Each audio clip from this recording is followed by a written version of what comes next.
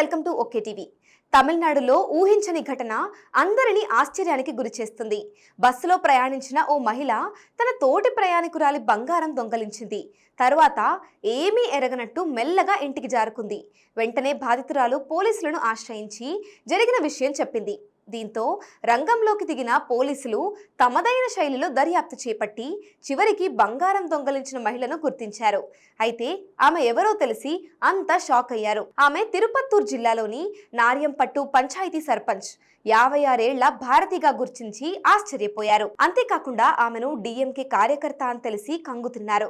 ప్రజాసేవలో ఉన్న ఒక మహిళ ఇలాంటి దొంగ బుద్ధి చేయడంతో పోలీసులు అవాక్కయ్యారు.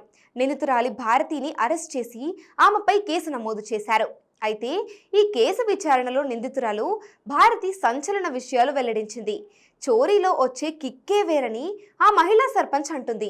15 ఏళ్లుగా దొంగతనాలకు పాల్పడుతున్నట్లు ఆమె తెలిపింది. డబ్బు పలుకుబడి ఉన్న దొంగతనం చేసినప్పుడు వచ్చే ఆ ఆనందమే వేరు.